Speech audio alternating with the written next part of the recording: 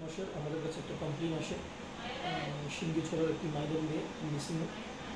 তো accordingly under the guidance of SP কোয়াই আমরা একটা টিম ফর্ম করি, হেডেড বাই সাব ইন্সপেক্টর চম্পা দাস। 7 তারিখেই আমাদের টিম রাজস্থানের জন্য রওনা হয়।